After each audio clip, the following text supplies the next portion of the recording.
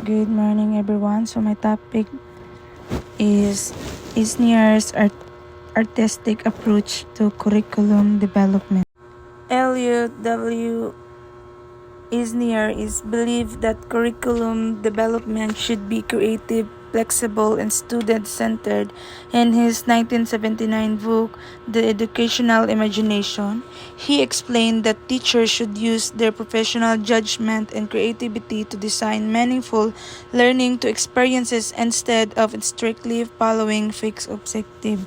So sa Elliot daw is nagtuo daw nga ang curriculum is dili kinahanglan na perming sundon lang yun ang fixed objective. Para niya is ang teacher is kinahanglan mogamit og creativity nga professional judgment og flexibility aron makahimo og meaningful nga learning experiences para sa mga estudyante. So this is Isnier's artistic model. So first is goals and priorities.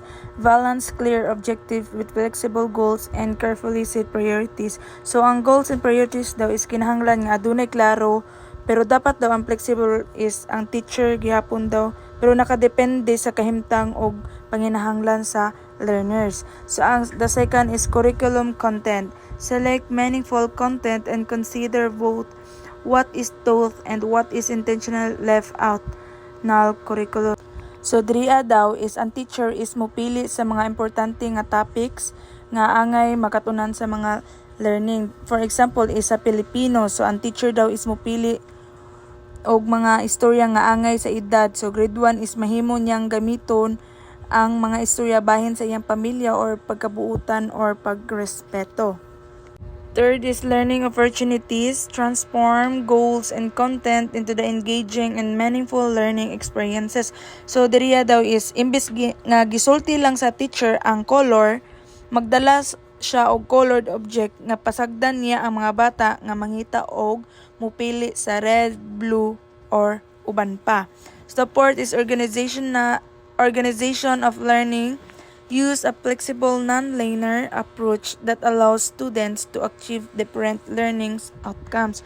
So diriya daw is flexible ang pag-agi sa pagtudlo, dili lang parehas ang learning speed sa tanan nga learnings. For example is ang uban pupils is dili makabasa, samtang ang uban is kinahanglan pa og dugang nga practice.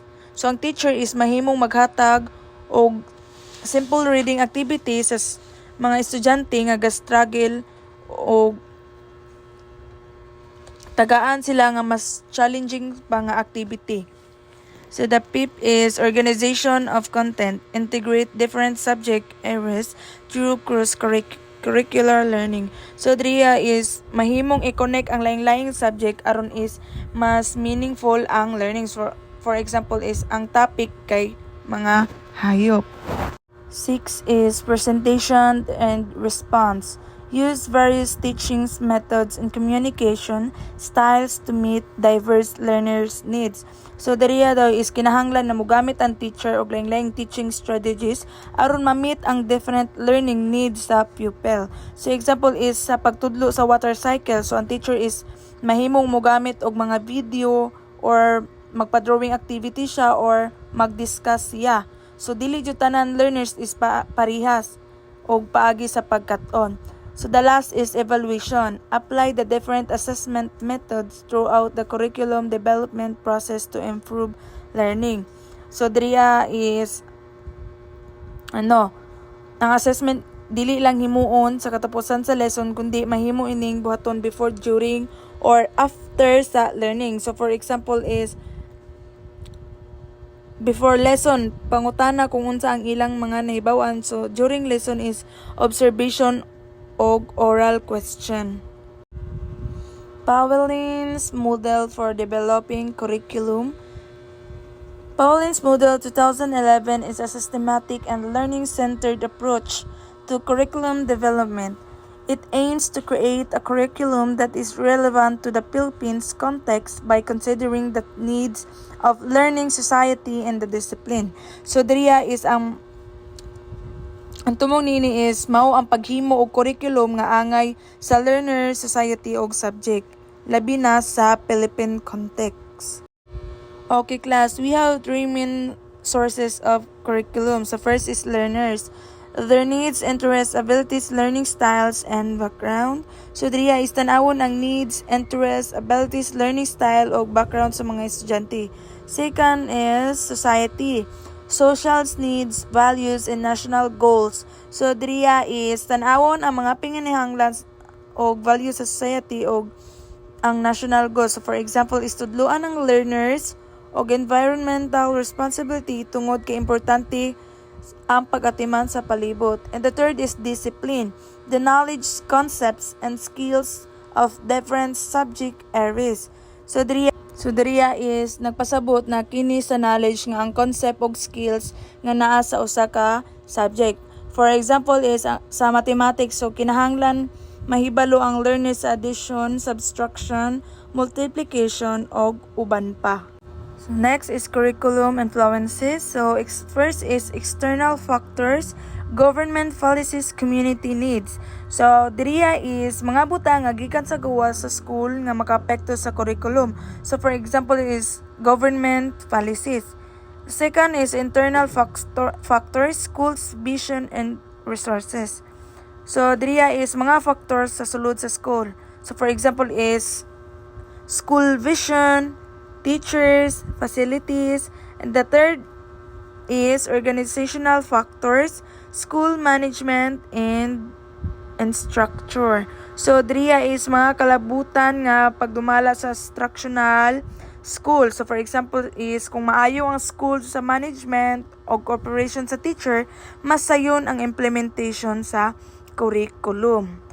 So this is the processes in Paulin's model. So first is situational analysis, analyze the learner's needs and the educational context.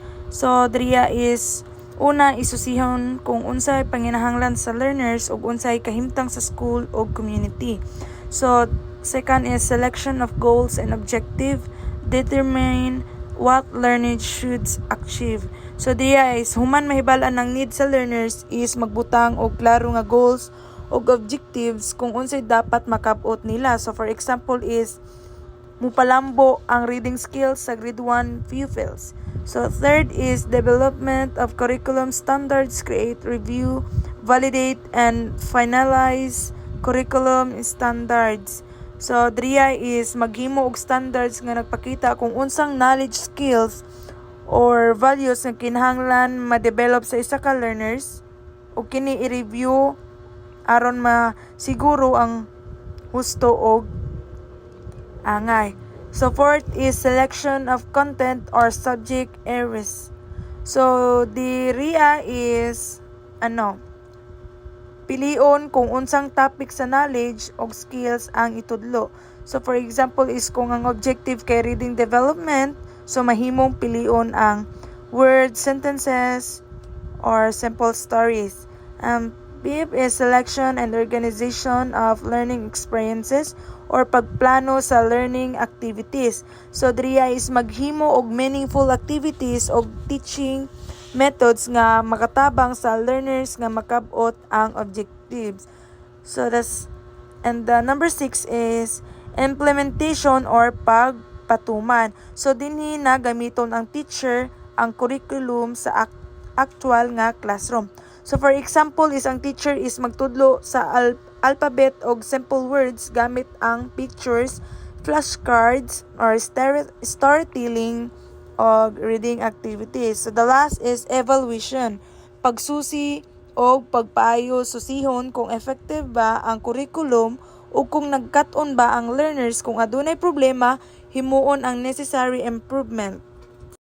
Okay, so there are processes of developing curriculum under Paulin's models. So first is situational analysis. So analyze the needs of learner societies, subjects, and others factors affecting the curriculum.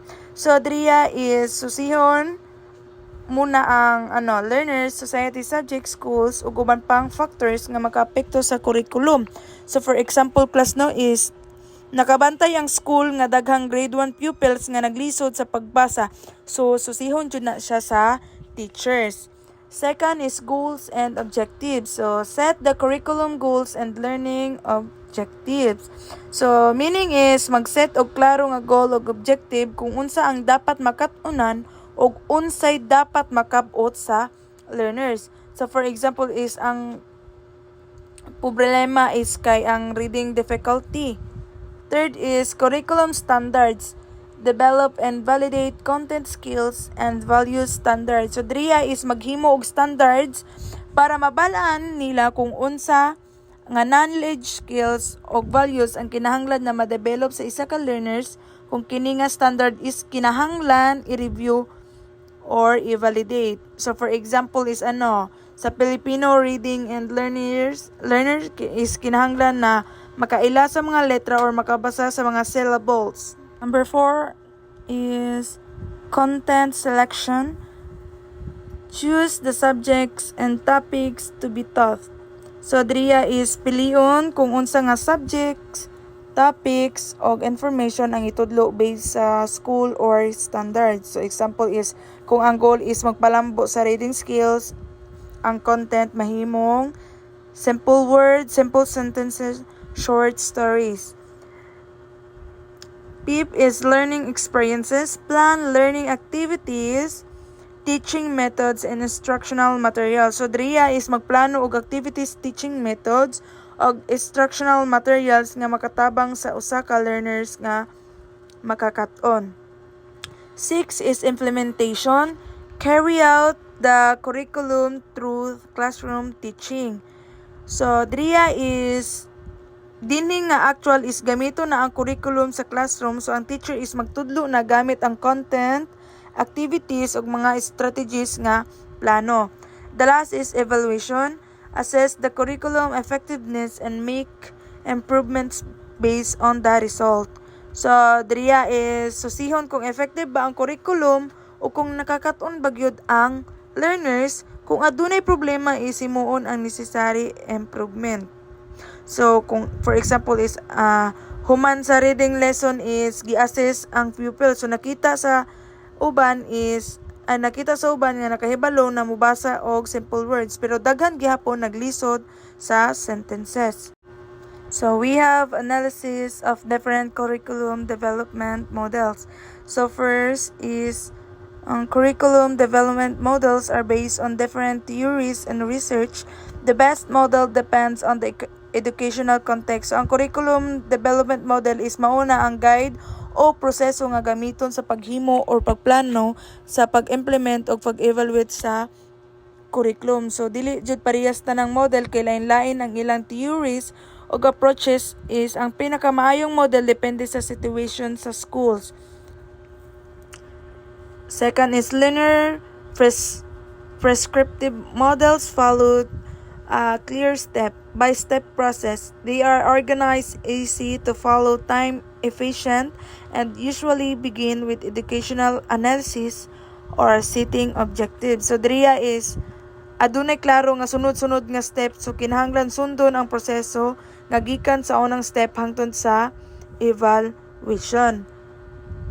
So next is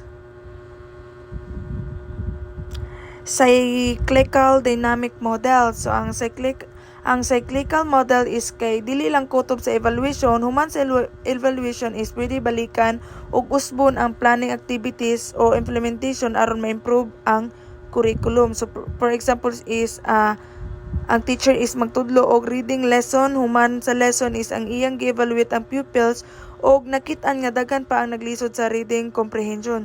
Busa is ang teacher is usbon ang teacher strategy, so magdugang og reading activities og mogamit og pictures og stories og i-reteach ang topic. Ug human ana is evaluate na pod usab ang mga learners. And that's all. Thank you.